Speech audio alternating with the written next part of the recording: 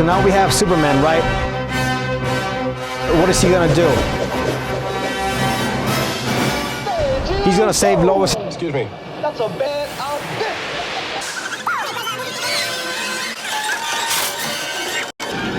Now, think about it. Is there an agreement between Lois Lane and Superman? God, look up there. What the hell is that? No. Easy, miss.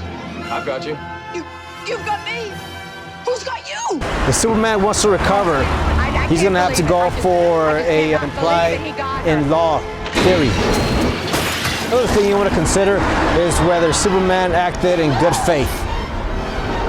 So if he does act in good faith, even though there was no agreement, he might be able to recover, and that's what a quasi-contract is all about.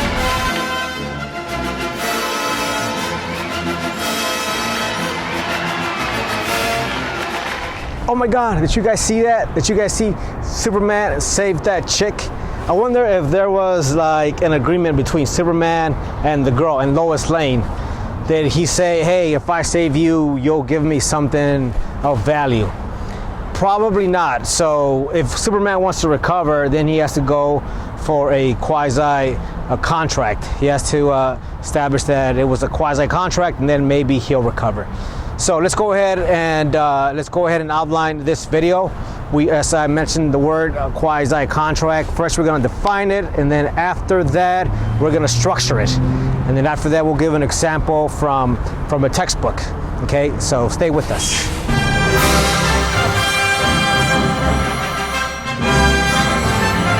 Okay, so now let's go ahead and define a quasi-contract.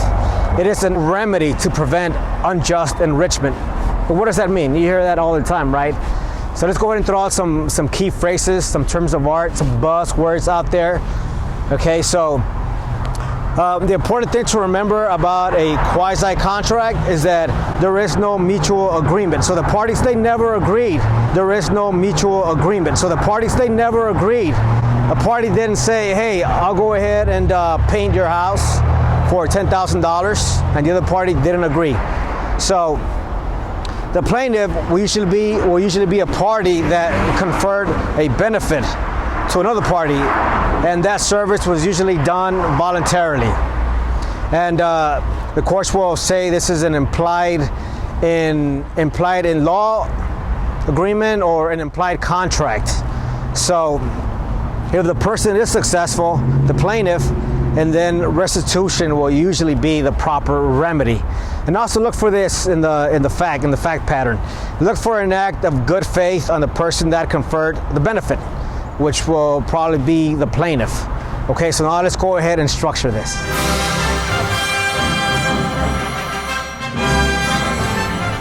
All right, so now that we've defined quasi-contract, let's go ahead and structure it.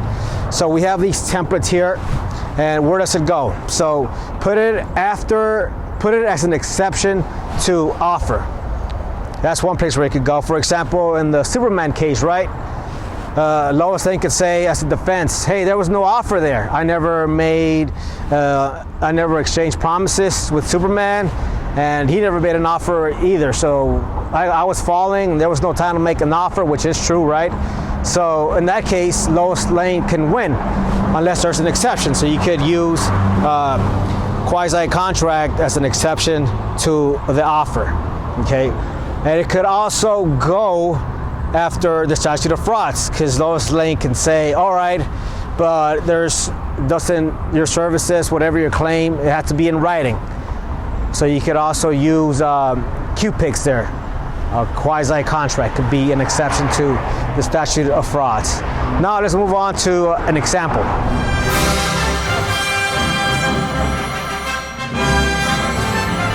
Okay, now let's look at an example from a textbook. So here's a fact pattern. You guys probably know what case this is. So I'll go ahead and throw out some facts out there, and you guys probably be able to say, okay, I know that case.